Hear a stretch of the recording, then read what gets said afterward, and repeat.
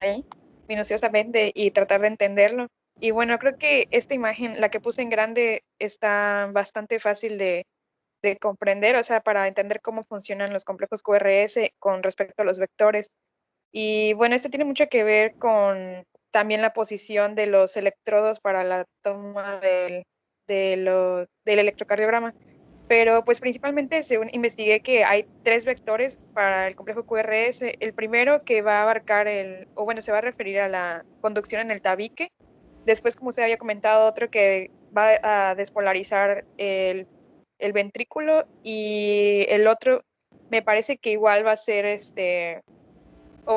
creo que sí, o sea, va a despolarizar igual los ventrículos, pero se dirige más hacia la base. Entonces, bueno, estos se van a manifestar en el complejo QRS según la posición hacia donde se dirija el impulso.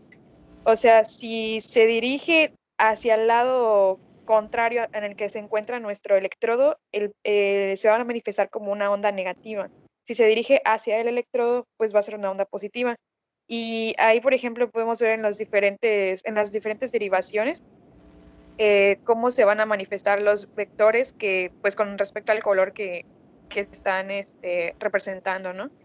Por ejemplo, el vector naranja en la derivación uno, que es la que está arriba, pues va a ser positiva porque se dirige hacia el electrodo, sí, creo, el de la base, entonces va a ser una onda positiva. En el caso de el moradito, va a ser ligeramente negativo porque ya se está desviando un poco más, y pues el verde está totalmente al contrario, del lado contrario que, la, que el electrodo, entonces va a ser negativo. Y pues esa es creo que la explicación más sencilla con respecto a los vectores. Y pues obviamente Sí, se van a ir ya que alternando. tú entiendes que es como si te pararas en donde está el electrodo y vieras si la electricidad se aleja o se acerca, todo cobra Ujú. sentido, ¿verdad? Sí, sí, porque eso pues igual si vemos alguna anomalía en el electrocardiograma, pues va a significar que nuestro flujo de corriente está desviándose y pues podemos ahí determinar más o menos hacia dónde se me va a ir.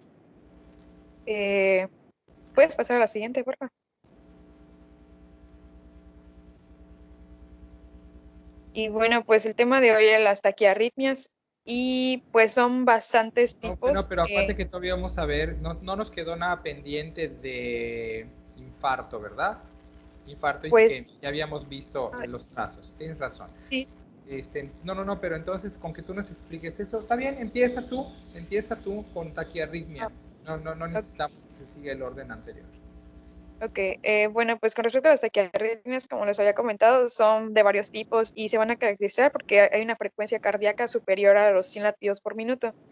Eh, Investigué que, por ejemplo, va a haber taquiarritmias con QRS ancho y con el QRS estrecho, y esos me van a indicar el lugar donde se va a producir. Por ejemplo, el del QRS ancho, bueno, sí, es así, no se refiere a que a ver la taquicardia va a ser ventricular, pero para que sea más fácil relacionarlo, ancho, el ventrículo sabemos que es más grueso, más ancho, entonces, pues para que nos podamos ayudar un poquito sobre dónde va a ser, para recordarlo. Y en el QRS estrecho, la taquicardia va a ser auricular. Y bueno, pues sabemos que también van a haber diferentes, o sea, en el electro se van a manifestar de diferentes formas.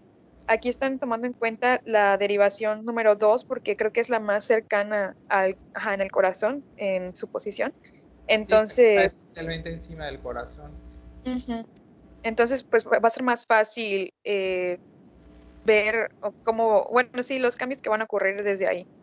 Y pues, por ejemplo, me dijo usted que leyera sobre el síndrome de Wolff-Parkinson-White, Ajá. que presenta unas ondas delta. Esta es una taquicardia de tipo, es una reentrada, me parece que atrioventricular, porque va a haber una vía accesoria de conducción en el corazón. O sea, ya sabemos que principalmente se va a conducir por el nodo AB, pero en este caso, aparte va a haber una vía accesoria, ya sea en el lado del ventrículo izquierdo o del derecho, donde también se van a poder conducir los impulsos. Entonces, va a estar muy estimulado porque va a recibir impulsos desde el nodo AB y también puede ser desde esta vía accesoria, que también no siempre, o sea, no van a ser al mismo tiempo porque también puede que tarde un poquito más en repolarizarse y volverse a despolarizar, pero pues va a estar presente.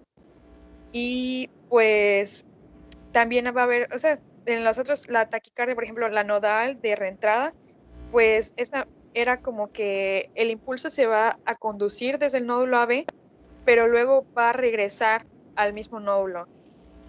No entendí muy bien por qué regresa, creo que porque hay un bloqueo y no, o sea, hace que recircule, por así decirlo, de regreso al nodo. Acuérdate que si habíamos dicho que si la propagación del impulso era lenta, Ujú, lo cual se ejemplificaría por el QRS ancho, como tú estabas ujú. diciendo, eso implicaría que da tiempo a que para cuando se termina de propagar lentamente este impulso eléctrico, ya se repolarizó y podría volverse a despolarizar.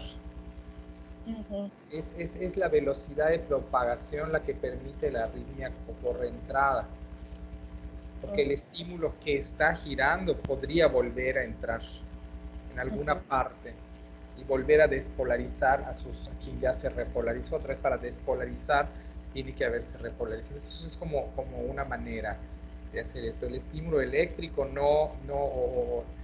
el estímulo eléctrico en realidad es la cadena de despolarizaciones que está ocurriendo, la forma en la que se propaga la despolarización, porque finalmente acuérdate que el músculo estriado y cardíaco en realidad no es como células separadas, sino que tienen como puentes entre ellas y propagan el estímulo eléctrico de una a la que sigue, a la que sigue, a la que sigue por vecindad, ¿no? Sí, sí. Entonces, este estímulo podría, dependiendo de la forma en la que esté viajando,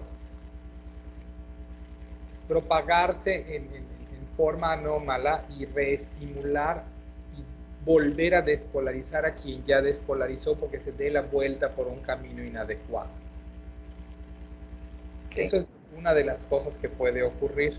O que haya un nodo accesorio a nivel ventricular que manda el estímulo porque al despolarizarse genera un estímulo adicional porque de hecho lo que se hace en Wolff Parkinson White, cuando tú ves la onda delta y esos QRS anchos, que es lo que estás viendo en tu diagrama, lo que hay es un nodo accesorio como un estímulo, como un centro que al estimularse hiciera este retraso y volviera a despolarizar. ¿Te acuerdas que el tránsito del nodo AB, del nodo sinusal al aurículo ventricular, tiene una velocidad específica de conducción que es más lenta?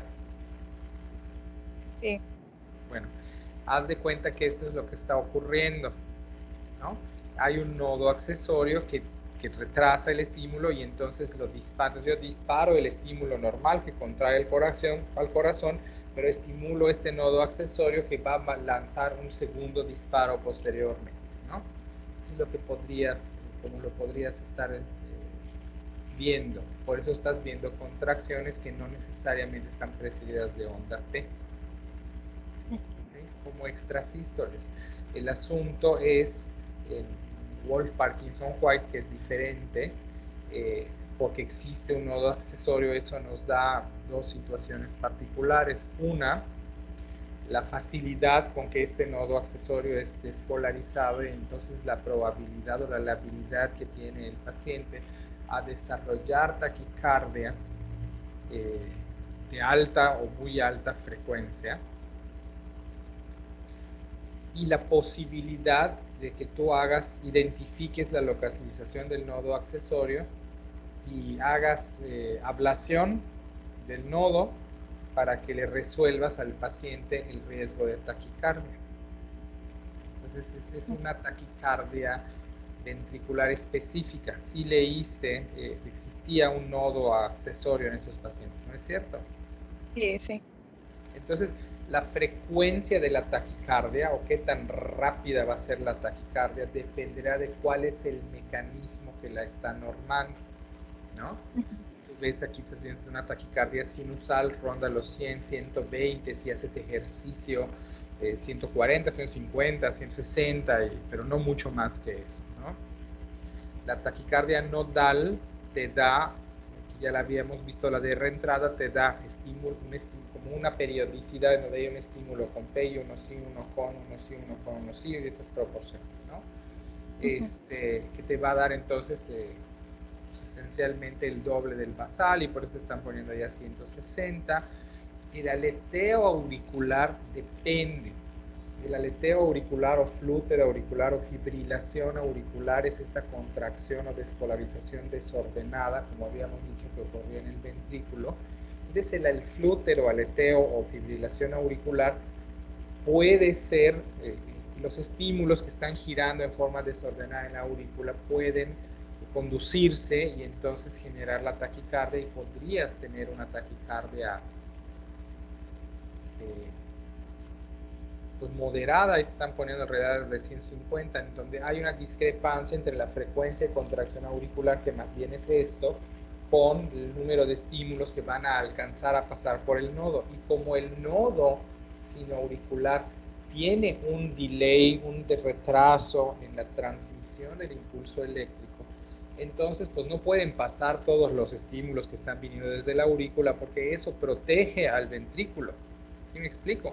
Que tú tengas un retraso en la conducción del nodo hace que una vez que el estímulo salió del sino auricular y está pasando por el nodo AB, tienes un tiempo de refractariedad en el cual, aunque haya más estímulos desde la aurícula porque esté fibrilando, eso no despolariza el nodo porque el nodo está conduciendo lentamente. Eso de alguna manera es protector. Por eso las peores taquicardias son las que se saltan ese mecanismo de control y ocurren en el ventrículo. Las taquicardias ventriculares, particularmente el Wolff-Parkinson-White, porque una vez que el estímulo está en el ventrículo, si se pone a dar vueltas, no hay manera de que ese delay que te da el nodo auriculoventricular te proteja de nada. ¿Tiene sentido lo que estoy diciendo? Sí, doctor. Claro. Entonces, pues bueno, es importante distinguir estos porque saber que es una reentrada te da frecuencias cardíacas de alrededor de 160, como estás poniendo allá, ¿no? 150. El paciente siente que se le acelera su corazón, pero no pasa nada. Tiene palpitaciones. En cambio, en Wolff-Parkinson-White, las frecuencias pueden ser, no te lo están poniendo en el dibujito de aquí a la derecha, pero las frecuencias pueden ser hasta de 200. ¿Ves? Son taquicardias extremas. Y habíamos dicho que las taquicardias extremas te ponen en riesgo de isquemia miocárdica, en el caso que nos ocupa, de bajo gasto y de insuficiencia cardíaca izquierda y derecha, pero sobre todo izquierda, cuando hablamos de insuficiencia cardíaca por disfunción diastólica, no disfunción diastólica, por tiempo demasiado corto de la diástole y compromiso entonces de la precardia. ¿Okay? Sí. Ahora, ¿por qué te están mostrando el trazo que te están mostrando ahí en tu imagen J y K para Wolff-Parkinson-White? Te lo están mostrando porque el trazo que tú estás viendo no es el de la taquicardia, es el del trastorno de la conducción que te predispone a la taquicardia. Cuando el paciente de hecho está en una crisis de taquicardia va a tener 300 y ese trazo que estás mostrando efectivamente es de una frecuencia cardíaca de 70. ¿Sale? Sí.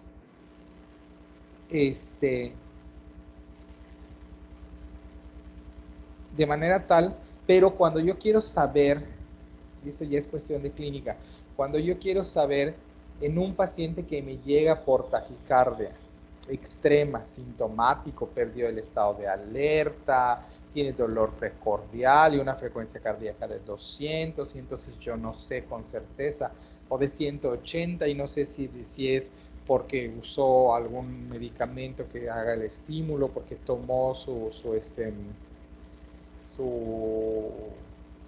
4 tragos de Monster con alcohol y entonces esto le indujo una taquicardia horrible que puede pasar, ¿no?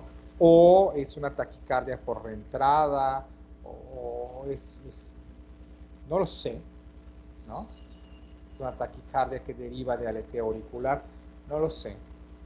Pero particularmente para las ventriculares, si yo quiero saber si la taquicardia ventricular es de origen sinusal, es por reentrada o es por Wolff-Parkinson-White, lo primero que tengo que hacer es revertir la taquicardia, lo cual se hace con un medicamento que a ustedes les va a sonar, que es adenosina. ¿No? Qué curioso. O se puede hacer con lidocaína también, ¿no?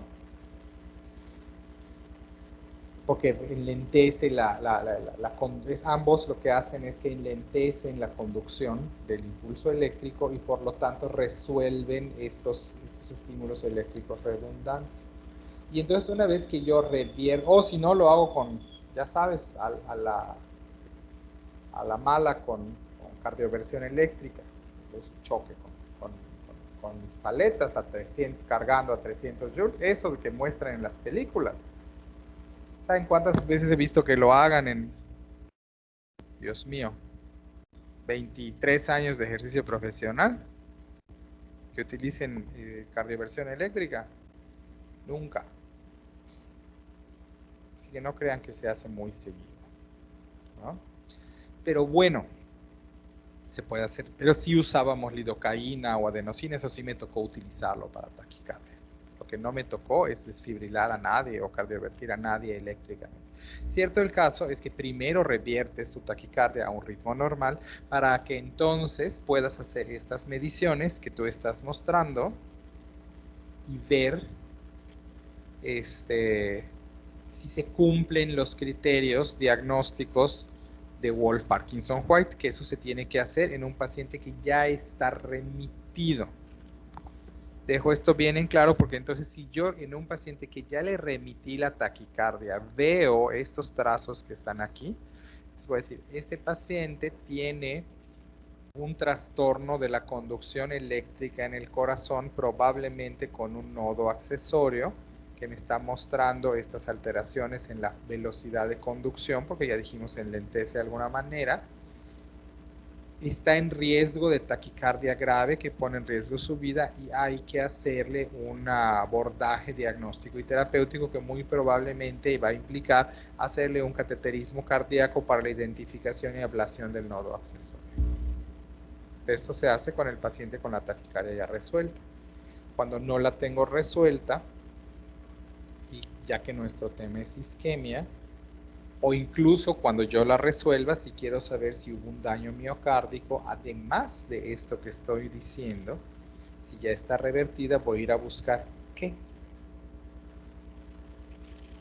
Pues, bueno, ajá, si hay tejido dañado, podría ser la presencia de la onda patológica. Onda Q patológica, supradesnivel ST, eso es lo que voy a ir a buscar. Si isquemió, los datos son los mismos, ¿no? Y si está en el evento de taquicardia, pues voy a tener un trazo así súper continuo, pero de todas maneras voy a querer ver si tiene supradesnivel ST o T's invertidas que me hablen de isquemia o infarto. Aunque claro que el paciente tiene otras prioridades, porque si se me está isquemiando o se me está infartando por la taquicardia, en realidad lo que necesito hacer es revertir la taquicardia, ¿no? Porque esa es la razón de la isquemia.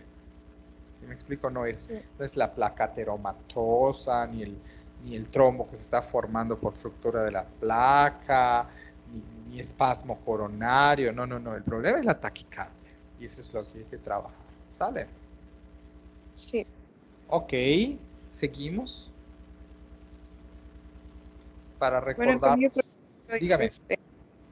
o sea, nada más quería mencionar que como pues ya usted ha mencionado igual, que pues es importante ver si hay presencia de ondas P antes de la QRS o algo así para saber si estamos, o sea, si hay sincronización, por así decirlo, en las conducciones y pues es Claro, igual al porque diagnóstico. depende de dónde se te esté originando el estímulo eléctrico anómalo, es el tratamiento que le vas a dar.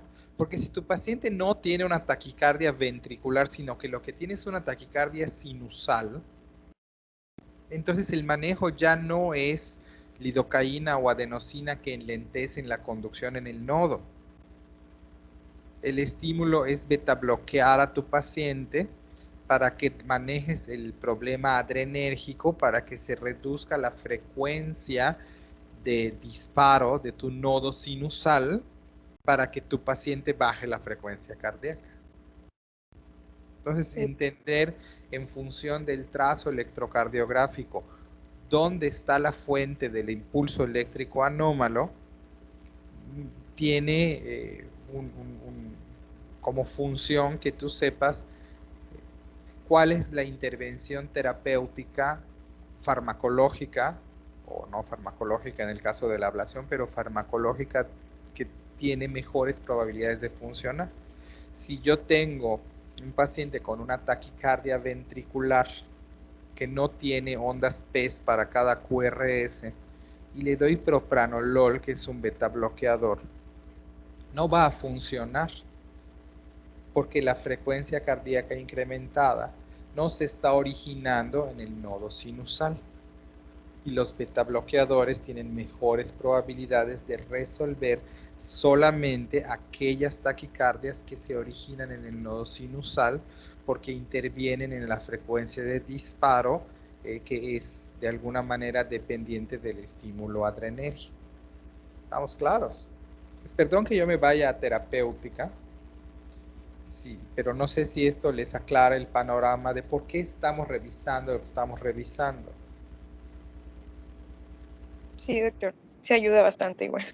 Sí, es como para que visualicen el por qué. Digo, no sé cómo estén dando los otros 3 profesores la clase, pero desde mi punto de vista, lo que es la mejor utilidad de un curso de fisiopatología es que ustedes vayan aterrizando por qué es importante, cómo se usa la fisiología que ya saben, ¿no? Y se usa así. Yo necesito aprender a identificar dónde se origina el impulso eléctrico anómalo, porque entonces ya no, yo no me sé lo que amiodarona sirve para el flúter auricular, yo ya no sé la terapéutica de fibrilación auricular, propafenona, creo, algunos de estos, propafenona. Pero no importa, porque todavía van a tener una clase de cardiología el semestre que viene, donde van a ver algunas de estas cosas. Y esencialmente el médico general no sé si va a estar realmente manejando arritmias, ¿no? Pero sí puede entender, si es conveniente como médicos generales, médicas generales que van a hacer, que ustedes entiendan por qué es relevante qué información le podemos extraer al electro y cómo eso se traduce en decisiones, ¿no? Para que si luego se dedican a ortopedia, pues con que el corazón lata no les importa más, ¿no? Pero si luego se dedican a anestesia o a medicina interna o a cardio o a medicina familiar o a pediatría, en donde sí vemos este tipo de cuestiones, sepan dónde buscar y sea más fácil aprender lo que sigue. Eso es lo que estamos construyendo para ustedes, ¿no? Otra vez, si es oftalmólogo, la verdad es que el electro no lo vuelves a ver nunca, ¿no?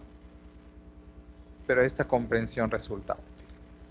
¿Estamos de acuerdo? Sí, doctor. Bueno. Bueno, eso es que sería todo por mi parte. Sí, yo creo que es todo por tu parte. Nos vamos a los marcadores bioquímicos. Vamos a volver a repasar los tiempos y a ver qué más nos puede decir, porque lo vimos muy rápido antier y ayer ni siquiera lo vimos. Entonces vamos a ver qué podemos rescatar hoy para recordarlo.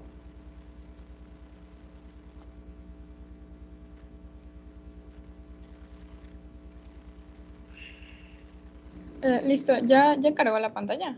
Ya. Ok. Bueno, pues como dijo el doctor, no pudimos ver casi nada, así que ahorita les voy a mencionar pues para qué sirven esos marcadores y pues las características de cada uno. Bueno, principalmente los marcadores que más se utilizan son las troponinas. Estas se utilizan mayormente porque son cardioespecíficas, es decir, que solo son pues de las células cardíacas. Igual hay otros tipos de troponina, pero que son, por ejemplo, secretadas por Compartidas con el músculo esquelético, ¿no? O estriado. Es lo mismo que pasa con la creatincinasa. Exactamente. Entonces, este tipo de troponina es específica cardíaca, entonces es por eso que se usa esta. Este también es sensible, es fácil de detectar en las pruebas y tiene una ventaja y desventaja con su tiempo que se mantiene elevada. Se mantienen elevadas aproximadamente entre 1 a 2 semanas, 10 días aproximadamente. Y pues esto puede ser bueno porque pues pueden medir si ha avanzado o no la lesión, pero un poco más adelante les voy a mencionar por qué no es tan bueno que se mantenga elevada más tiempo. Los dos tipos Bueno, porque si son 2 semanas, no sabes cuándo se te infartó el paciente. Exacto. Claro. Y más adelante les voy a hablar sobre lo del Y reinfarto. espérate, pero voy a dar un comercial aquí porque algunos pacientes no presentan dolor, particularmente los viejitos y los diabéticos, sobre todo el diabético, que no lo hemos visto, pero va a desarrollar neuropatía diabética y por lo tanto trastorno en la sensibilidad. Podría no percibir un evento isquémico porque como tiene diabetes, entonces la percepción del dolor precordial está comprometida. Entonces, ¿qué pasa si yo tengo un paciente que le hago un electro y encuentro que tiene manifestaciones de isquemia y entonces le hago una troponina I y está elevada? Entonces, está infartado este paciente, pero ¿cuándo ocurrió? O ya se infartó este paciente, pero ¿cuándo ocurrió? Y entonces, dada la vigencia de la elevación de la troponina I y de todo lo que veamos alrededor de esto que tiene tiempo prolongado, pues entonces yo no sé si se infartó hoy o ayer o la semana pasada o hace 10 días. Y yo necesito saber hace cuánto tiempo, porque las decisiones terapéuticas de reperfusión, colocación de un stent, por ejemplo, dependerán de que sea razonable la probabilidad de que yo recupere tejido que está en penumbra. Sí, no lo puedo, no me sirve la troponina I, pero sí me sirve cuando tengo duda de un dolor de 35 minutos, que no sé si es isquemia o infarto, y como el electro tiene ciertas dificultades para percibir ciertos infartos pequeños o en determinadas localizaciones porque se oculta la alteración en el complejo QRS, porque el vector es tan grande que me tapa. Acuérdense que habíamos visto en electro que la repolarización de las aurículas no se ve en el electro porque ocurre al mismo tiempo que ocurre la despolarización de los ventrículos. Entonces un vector tapa al otro, ¿no? Entonces en ciertos eventos isquémicos pueden no notarse fácilmente en el electro porque se oculta por el tamaño de los vectores que se superponen, dada la forma en la que estás mirando el flujo eléctrico. Tu paciente dolor precordial y 6 horas después del episodio de dolor, tú tomas una troponina I y está elevada y estableces la relación tiempo entre el episodio del dolor y el hecho de que está elevada la troponina, entonces puedes tomar decisiones, ¿sale? Sí. Troponina I. Okay. Sí, la troponina I es la que más se usa. Bueno, también va a haber una que es troponina IOT ultrasensible, que esta se va a elevar mucho antes, pero no encontré mucha más información sobre esta. No, y falta ver que esté disponible en México, que hasta donde yo me acuerdo no. Sí, igual decía, igual por la disponibilidad depende de cuál se usa en los hospitales, igual porque son caras. Nosotros usamos troponina T y CKMB y a veces troponina I. Bueno, sí, exacto. La diferencia entre estas dos es que la creatinquinasa, como que se encuentra en muchos tejidos, entonces no nos sirve para cardioespecificidad. Se puede encontrar elevada por otras causas, no necesariamente una lesión miocárdica. Y la mioglobina también. Exacto. CK o CPK también es el nombre coloquial que recibe. Fíjate que eso me recuerda a una historia de un estudiante que ya está en 5º año. Creo que ya es interno. Es que ya pasó 2 veces de alguien que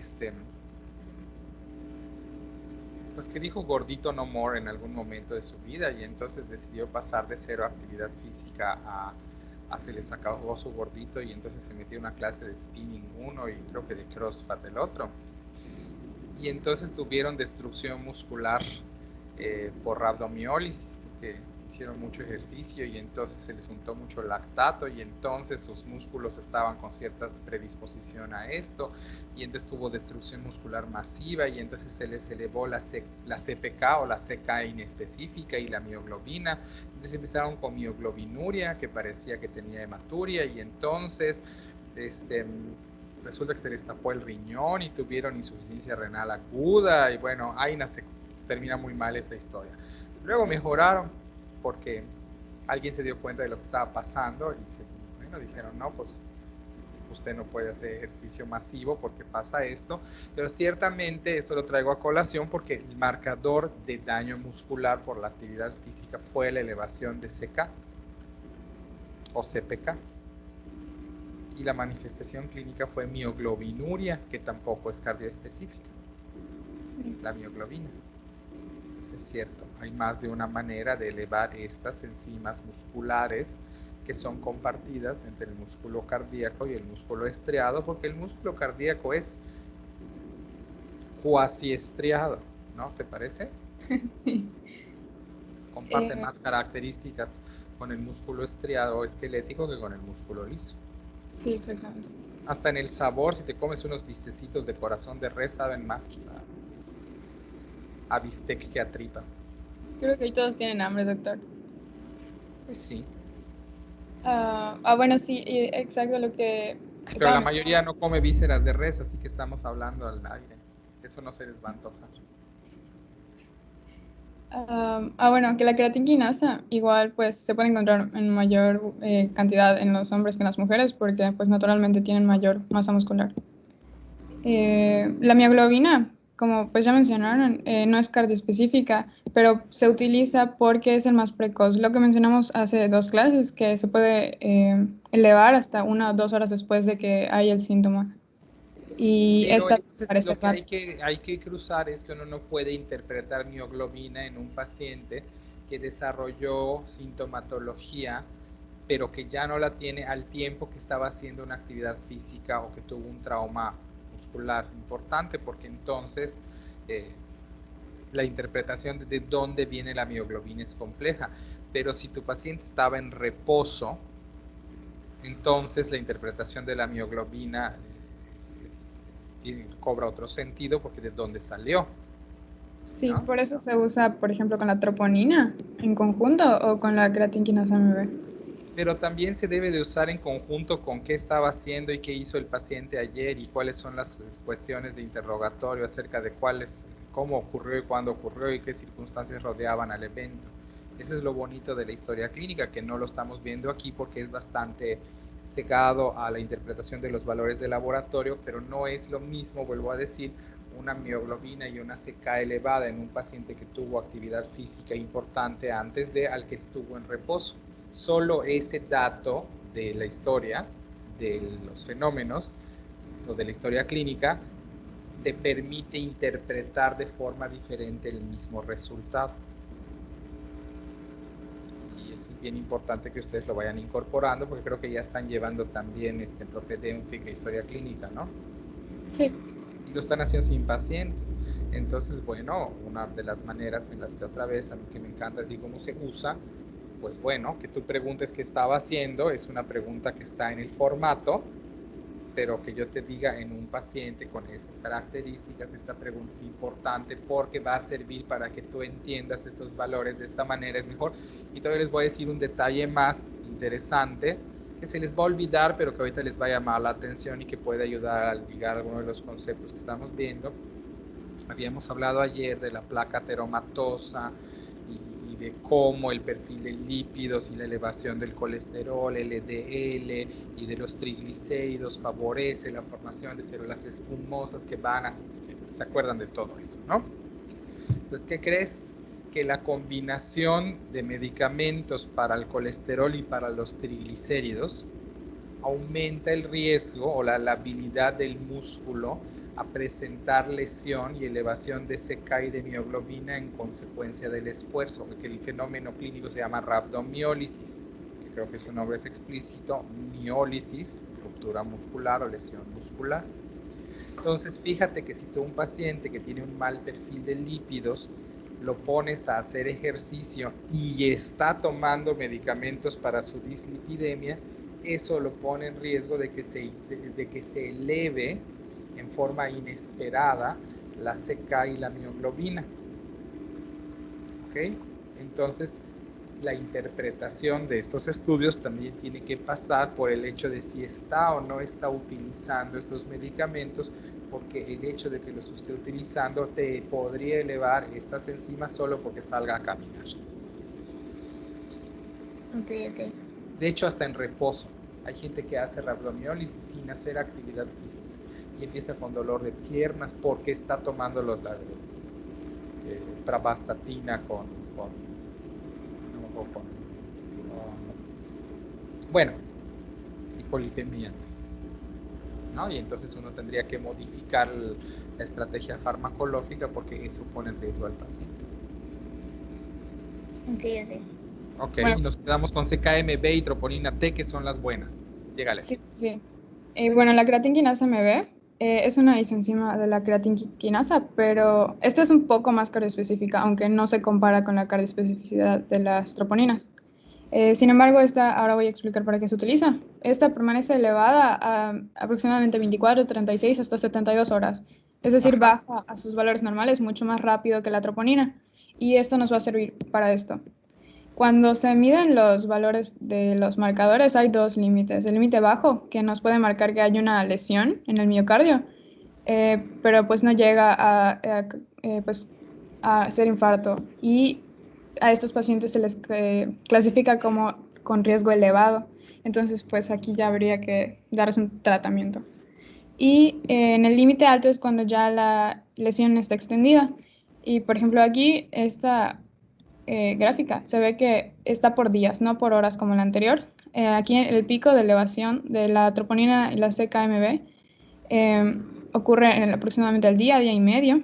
Y por ejemplo, si estos valores se miden en un paciente que tuvo un infarto y a la semana aproximadamente vuelven a hacerse los marcadores al paciente para ver cómo pues avanzó o está su lesión.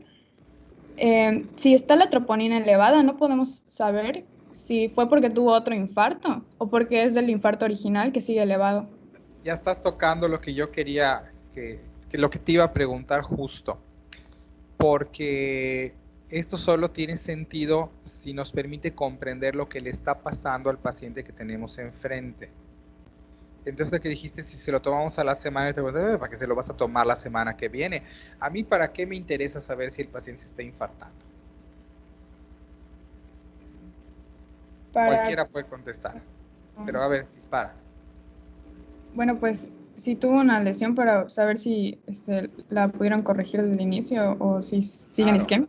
Pues la intención es, número uno, para saber lo más pronto posible si estamos en condiciones de hacer alguna intervención que limite el daño, lo cual se llama ventana terapéutica.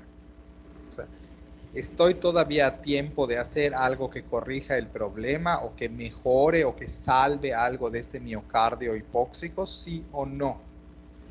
¿Alguien leyó acerca de cateterismo cardíaco, se fue a buscar allá, o alguien se tropezó con cuál es la ventana terapéutica para hacer terapia de reperfusión en los pacientes infartados?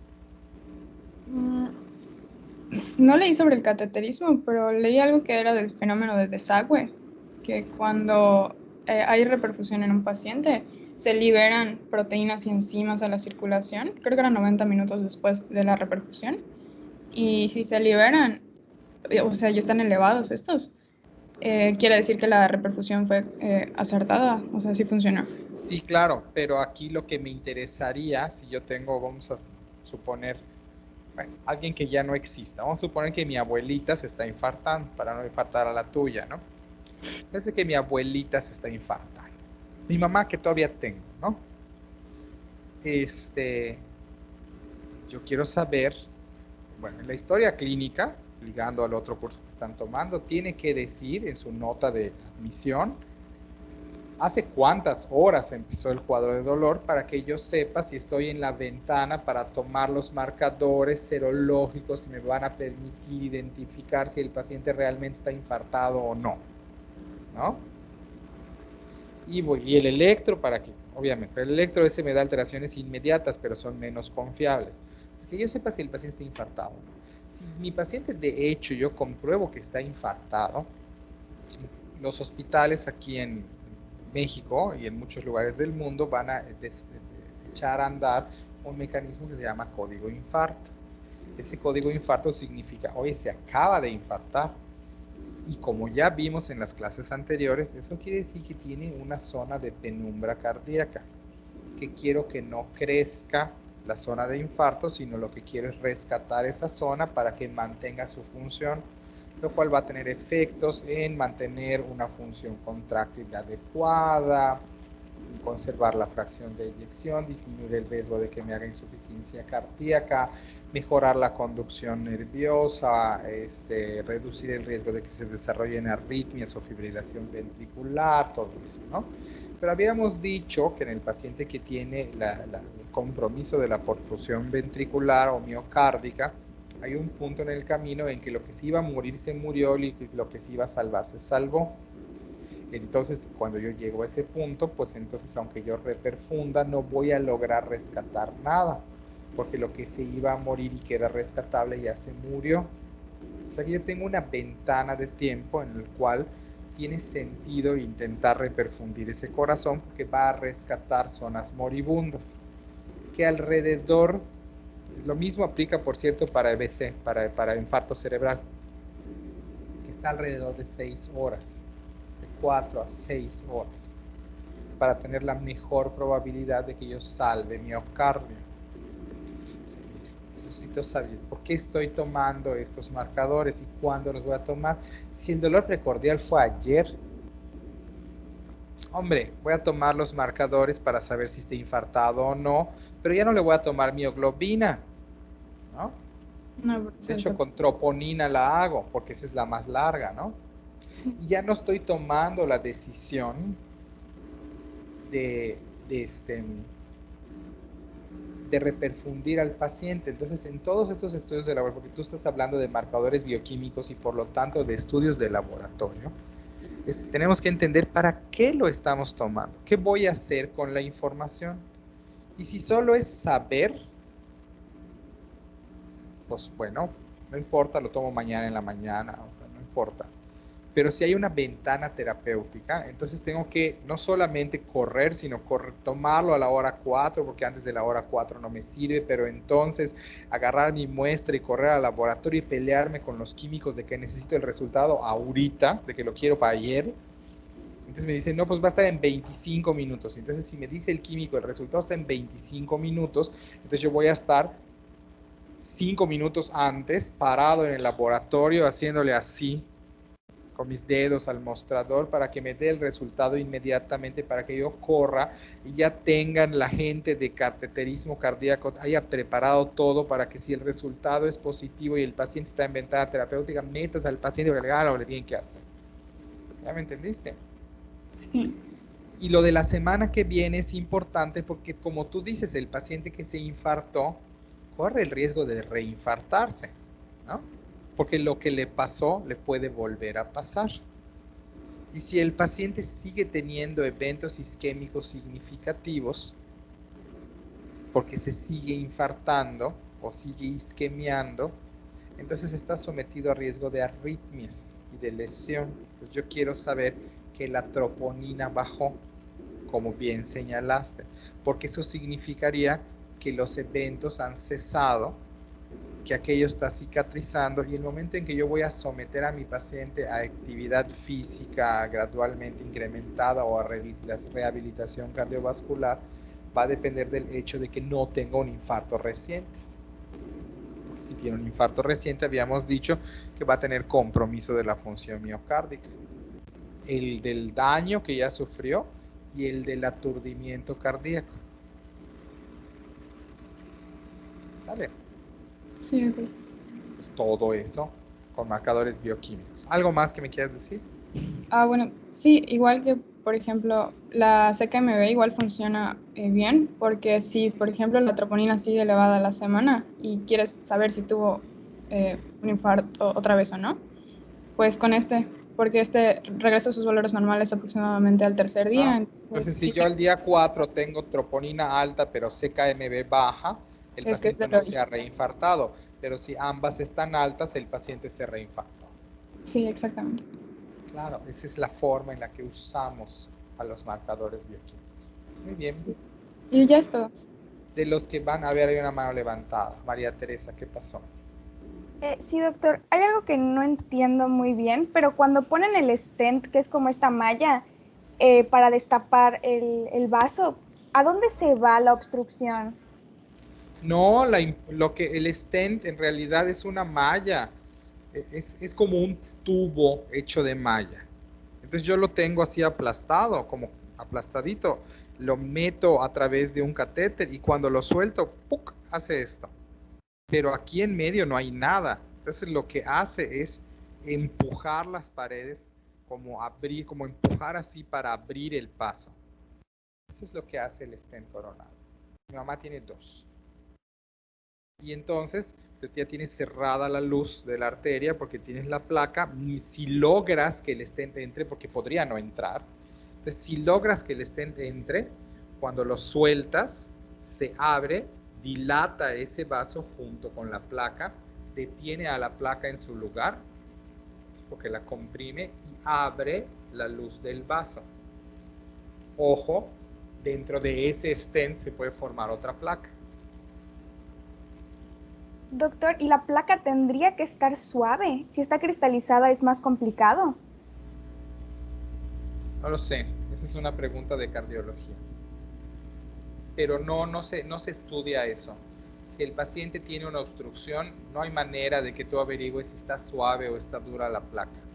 Lo que se hace en la práctica es, si hay una obstrucción más allá del 50 o 60% de la luz de la coronaria, o el paciente es asintomático o no tiene síntomas, pero una obstrucción arriba del 80%, haces tu cateterismo, llegas a donde está lo... Y eso se sabe porque haces tu cateterismo, entras por aquí por la radial, pasas la manguerita, llega al corazón y le vas moviendo. Hay una manera de controlarle para que doble para aquí, para que doble para allá. Y una vez que llegas a tu corazón y llegas a la coronaria, sueltas el medio de contraste y ves cómo se pinta el trayecto de la arteria y de ahí determinas el grado de obstrucción en función al diámetro de la arteria y al flujo posterior a la obstrucción. Una vez que identificas en dónde está tu obstrucción o tus obstrucciones, dónde y cuántas son, entonces tratas de llegar a ese punto de obstrucción. Ya que llegas al punto de obstrucción, por cierto, hacer el cateterismo puede infartar a tu paciente, porque acuérdate que estás metiéndole una manguerita a una arteria que está obstruida y entonces esa manguerita va a terminar de obstruir el poco flujo que hay. Entonces esto se tiene que hacer en una unidad de cuidado cardiovascular, con un desfibrilador ahí, con gente de terapia intensiva. El paciente tiene que entender el riesgo de que cuando le hacen el procedimiento podría precipitarle un infarto y entonces todas estas cosas.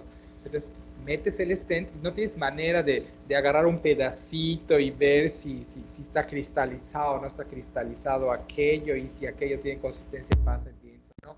No lo puedes hacer.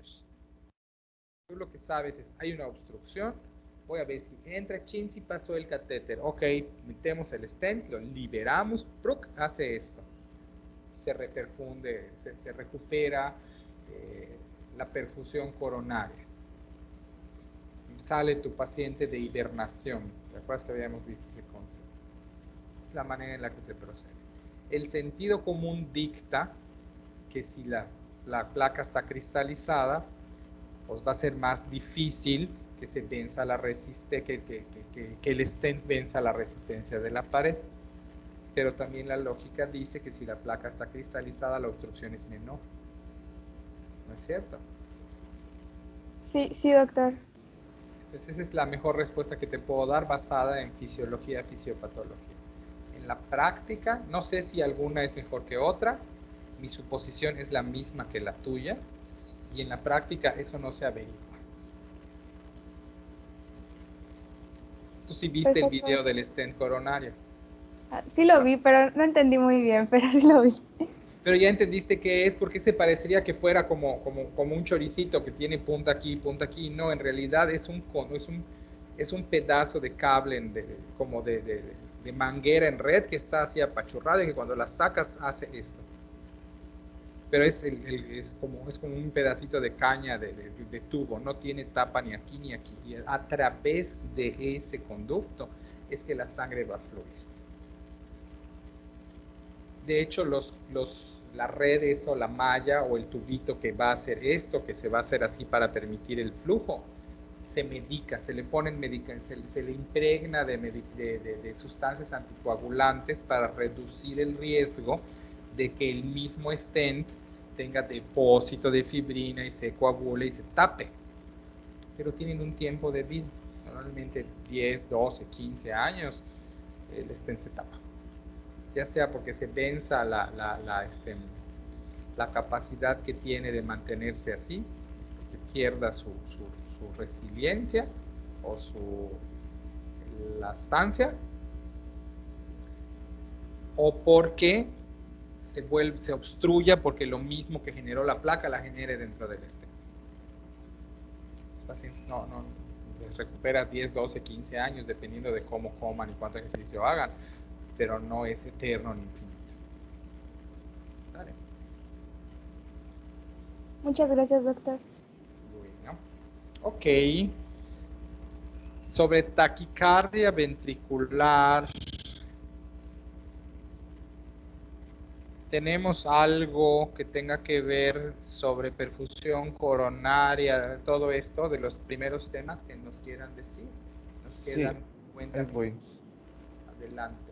Voy. 50 minutos, ¿eh? Lo que pasa es que hemos estado platicando mucho. ¿Se ve? ¿Sí? Muy bien.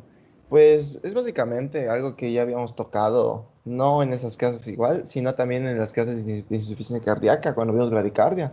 Tocamos un poco de taquicardia, en el cual pues el tiempo de diástole pues se acorta mucho debido a que pues aumenta tu frecuencia cardíaca más veces, inclusive hasta más de 100 latidos por minuto, ¿no? Entre 100, 150, ¿no? En donde el foco donde normalmente ocurre, o sea, la razón en donde ocurre es una anomalía en el nódulo sinusal. Entonces, pues como tu tiempo de diástole disminuye, pues te va a llevar a una reducción del flujo sanguíneo coronario. Hay una menor perfusión del miocardio. Y por lo tanto, tu requerimiento de oxígeno va a ser mucho menor del cual vas a poder tener. Y por lo tanto, ¿Cómo vuelve a decir eso? el oxígeno que pues, requiere tu miocardio va a ser mayor del cual vas a poder dar. Dije menor, perdón. Sí. Va a Perdón, ser perdón. mayor, claro. Sí, va a ser mayor del que tú vas a poder dar. Claro. Y eso nos va a llevar a una reducción del gasto cardíaco y así va a haber menor... No, pero eso no, lo del oxígeno no nos lleva a una reducción del gasto cardíaco. La falta de llenado ventricular sí. por el acortamiento de la diástole reduce la precarga y eso es lo que disminuye el gasto cardíaco. El paciente, acuérdate que la taquicardia mejora el gasto cardíaco solo hasta cierto punto y una vez que pasamos ese punto empieza a comprometerse el gasto cardíaco por falta de llenado ventricular en diástole. Pero ahora estamos hablando de isquemia, entonces la isquemia ocurre por justo lo que tú explicaste, el tiempo de perfusión, que eso es lo que a ti te toca, perfusión coronaria, se acorta el tiempo de perfusión coronaria al acortarse la diástole. Y entonces podrías además tener disfunción sistólica porque no hay oxigenación ventricular o miocárdica porque la diástole es muy corta, lo cual contribuye ciertamente al compromiso de tu gasto cardíaco, porque se compromete ya no la precarga, digo, obviamente la precarga, pero en el punto que estamos explicando, se compromete la fuerza contráctil del corazón. Exactamente. Y pues esto, una reducción del gasto cardíaco, nos va a llevar obviamente a una menor perfusión de los tejidos, un menor retorno venoso y se va a producir un círculo vicioso en donde pues al final nos va a dar isquemia y por último pues infarto al final. Y en el caso de la circulación epicárdica y subendocárdica, pues como vimos ayer, va a haber una menor perfusión en el plexo arterial subendocárdico, que es donde pues mayormente están las consecuencias y pues nos va a dar pues eh, cambios en el electrocardiograma como ya explicaron y pues será peor al paciente y pues al final como ya había mencionado pues puede producir un infarto. De hecho, los datos de gravedad de la taquicardia incluyen pérdida del estado de alerta, que tiene que ver con disminución aguda del gasto cardíaco y por lo tanto compromiso de la perfusión cerebral y dolor precordial. Sí, sí, sí. Esos son equivalentes a MELES 3, casi que a MELES 3.5. Permítanme un momentito. Sí, sí. Sí, patroncita.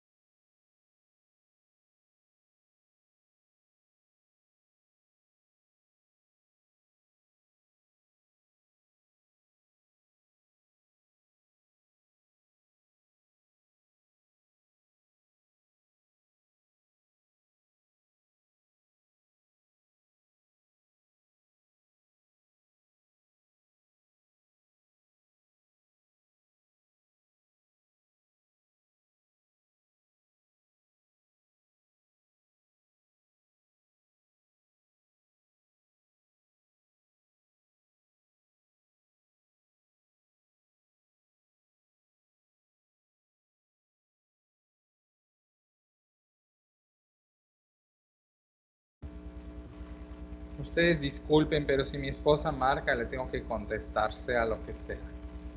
Porque happy wife, happy life. No se preocupe, doctor, no se preocupe.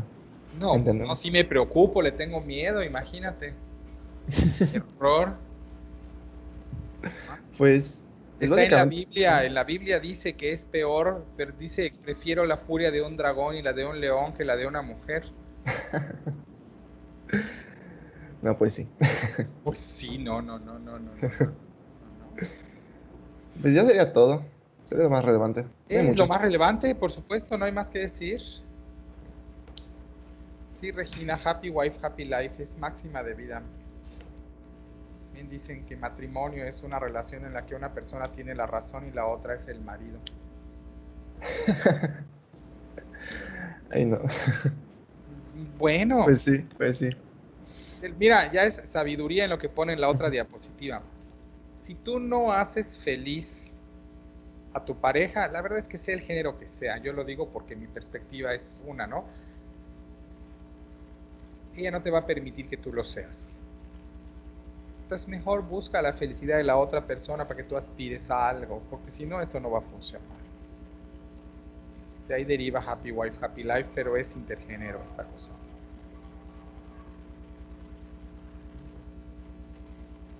De verdad, información que cura, como dice Fabricio.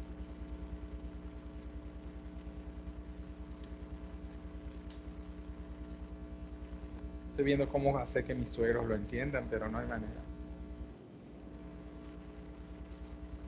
No, bueno, Calderón, no te cases. Estoy contestándole al chat.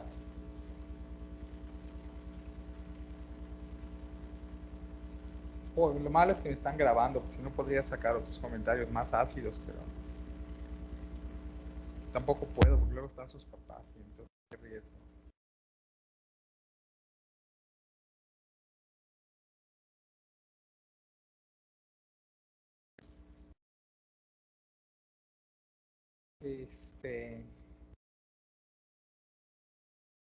Llégale, consumo de oxígeno. Pasa con el. Creo que es muy obvio lo que pasa, pero dispara. Cordero.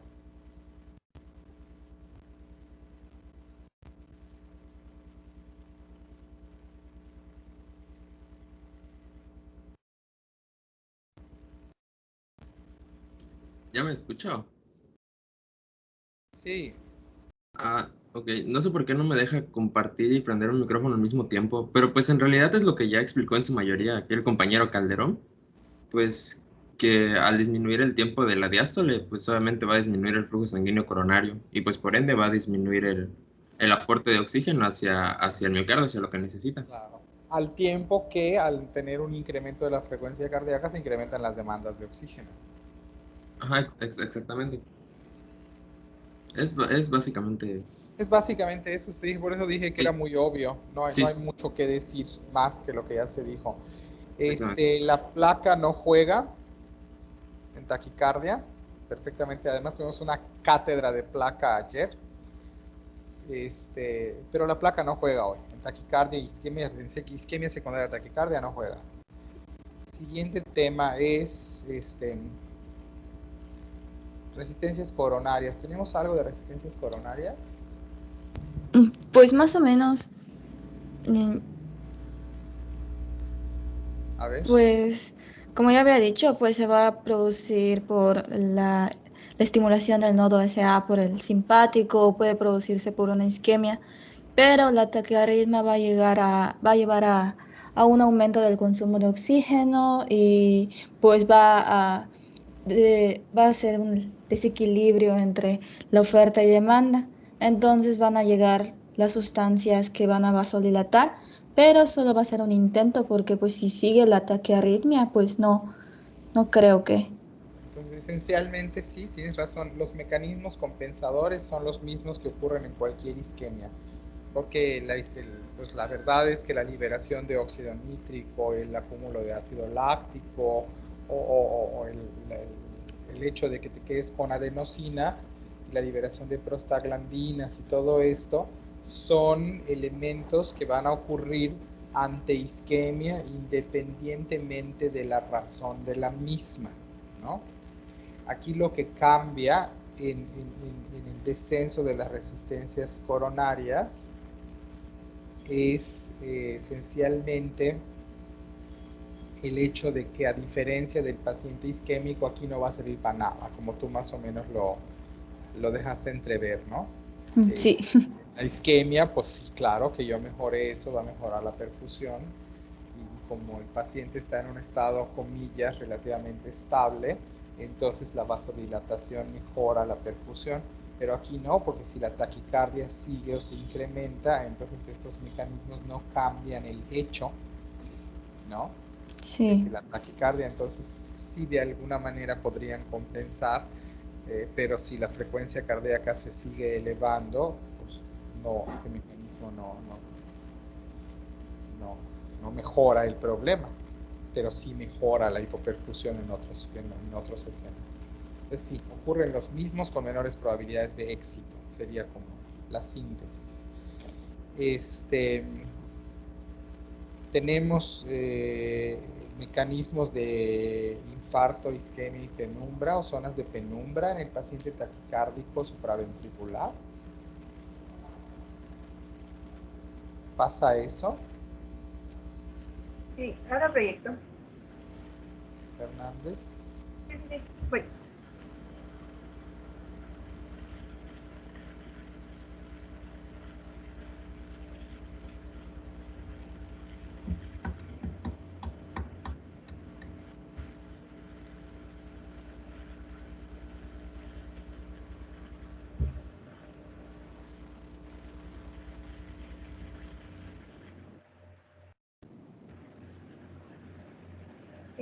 Pues son algunos mecanismos que ya hemos visto en clases pasadas y pues todo parte, como ya dijeron, desde lo que es la disminución de perfusión coronaria porque se acorta la diástole, entonces pues eso nos lleva a reducir el oxígeno, se agotan las reservas de ATP que se puede ver acá y como ya hemos visto, No, pero la pregunta no, porque se está repitiendo lo que ya me dijiste, Ah. y como era lo mismo, yo te hice una pregunta bien específica. sí hay sombras, sí hay áreas de penumbra. Ajá. Ajá.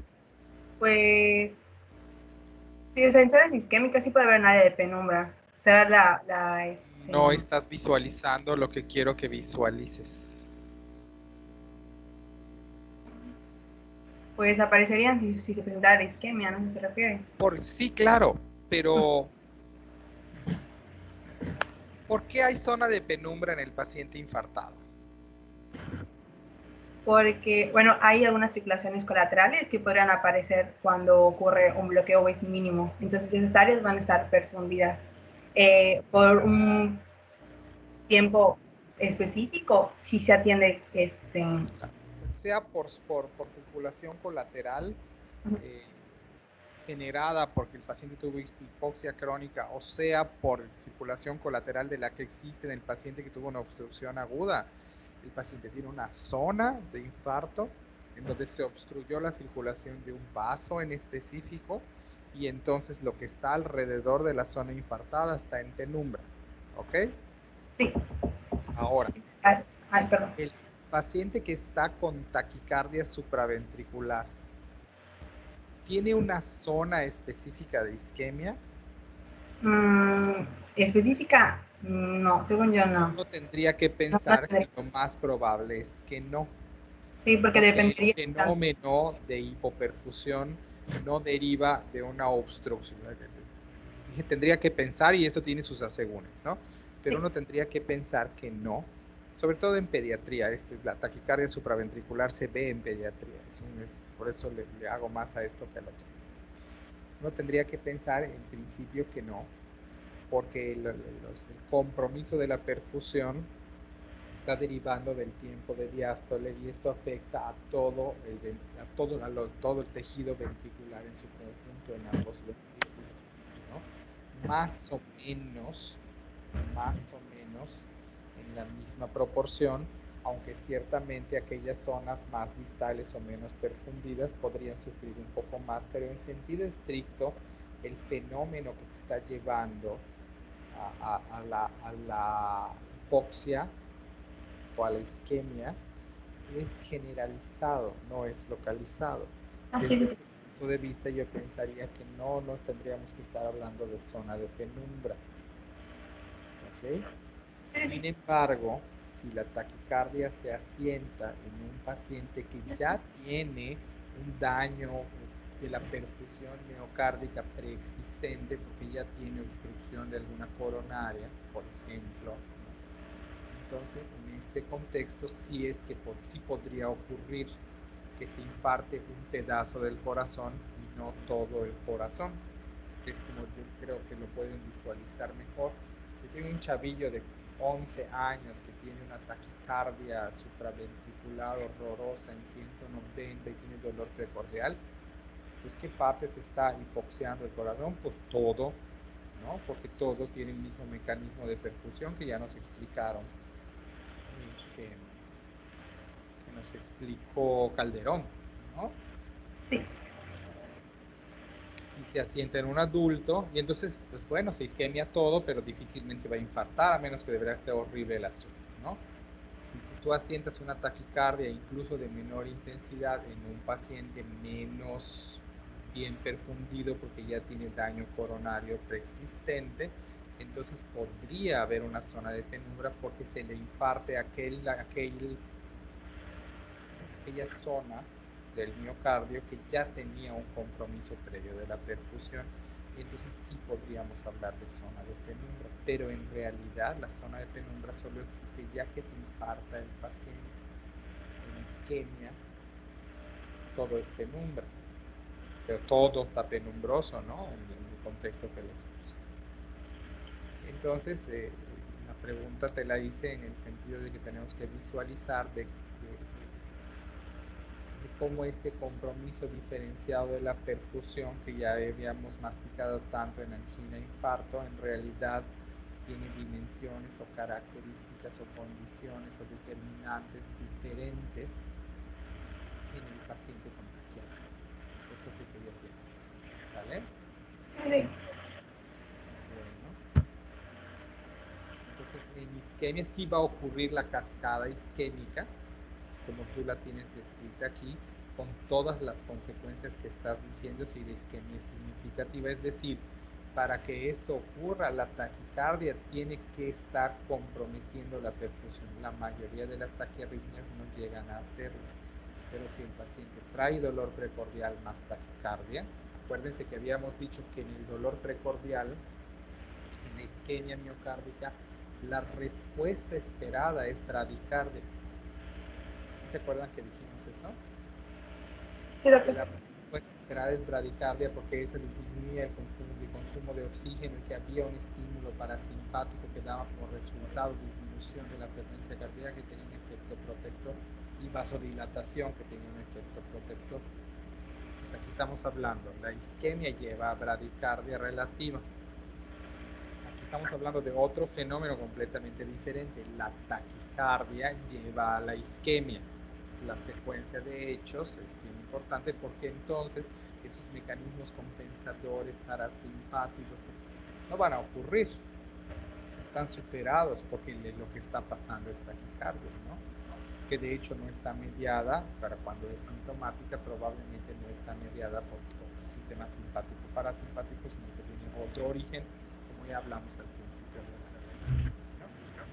Entonces sí van a ocurrir estos fenómenos, sí va a ocurrir la disminución de la perfusión coronaria si el paciente tiene dolor precordial, sí se van a agotar las reservas de ATP, sí se va a acumular el lactato, sí va a ocurrir lo de la vasodilatación local, no va a servir para nada, sí va a haber asinergia del miocito, sí va a haber fallo en la contractilidad miocárdica, sí va a haber trastorno en la velocidad de conducción, sí va a haber un trastorno de la repolarización. Todo esto va a ocurrir.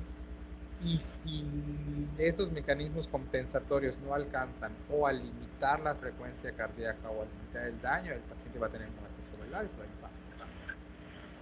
Y es entonces, si ocurrió esto solamente en una zona porque el paciente tenía un daño vascular preexistente, que vamos a tener la zona de penumbra ya que se infarta. ¿Okay? Por cierto, seguimos, entonces creo que ya dije todo lo que podíamos sacarle a tu diapositiva. Dice verdad, pero matizada, como lo vamos a decir. Entonces vamos a hablar de lo que sigue, que tiene que ver con aturdimiento, hibernación. Yo voy a proyectar por parte de la compañera Silvia. Sí, ponlo.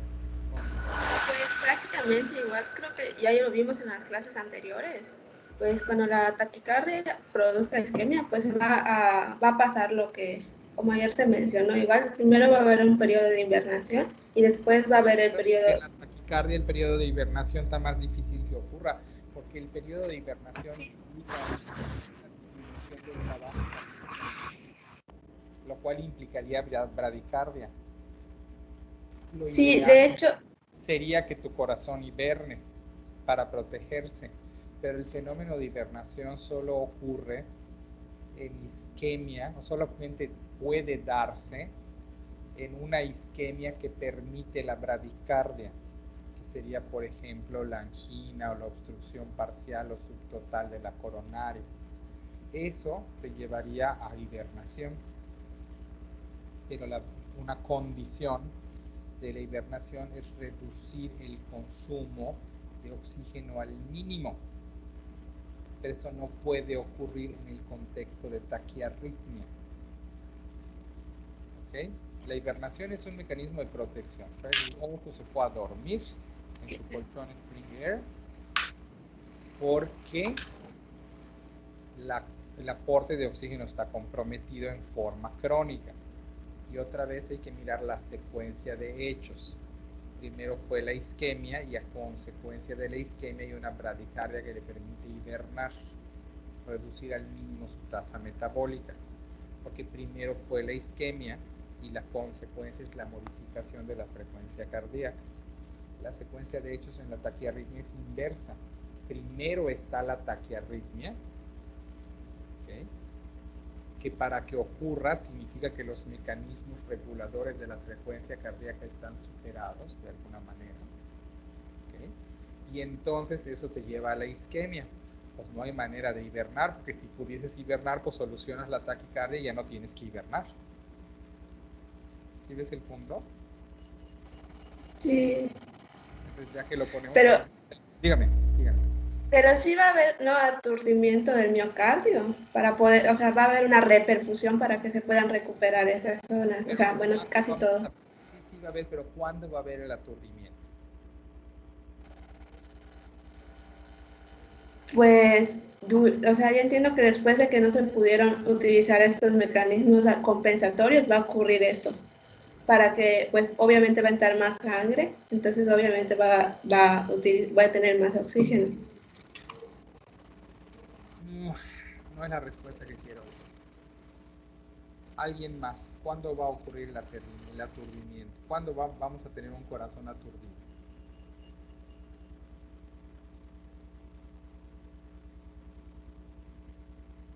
O podríamos tenerlo, porque no necesariamente lo vamos a tener, pero ¿cuándo podríamos tenerlo? Hasta que ocurra ¿qué? Está en su diagrama. Pues hasta que ocurra, podría ser el infarto. No sé si ese punto está ahí. O sea, ya una vez que... Está en tu diagrama. El aturdimiento deriva del hecho de que haya reperfusión. ¿Cuándo dijimos que está aturdido el oso que hibernó?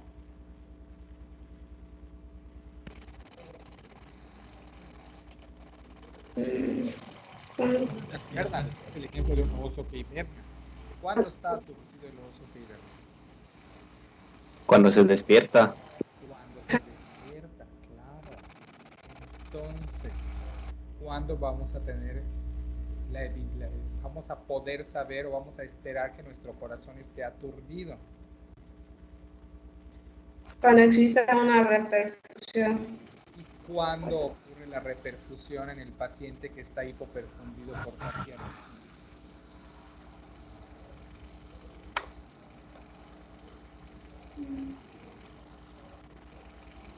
Cuando se contrarresta la arritmia. Laura.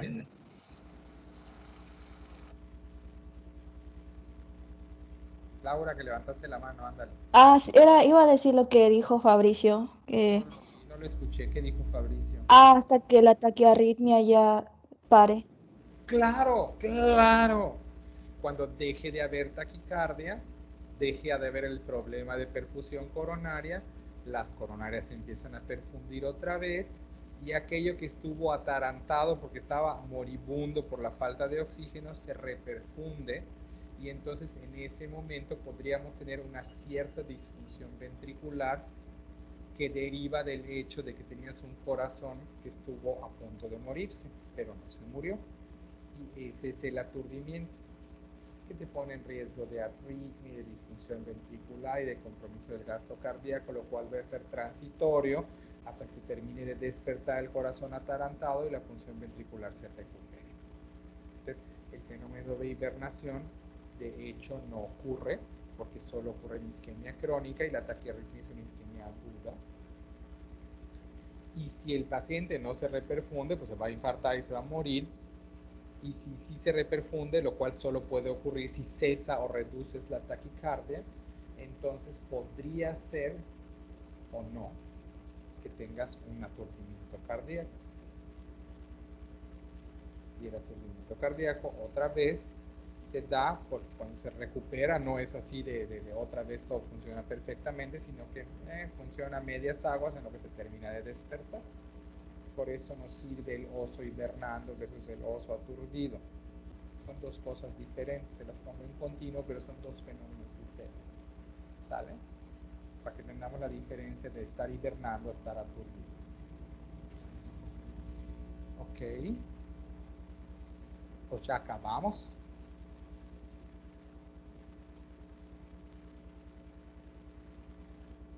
Ya acabamos, gente. Felices vacaciones.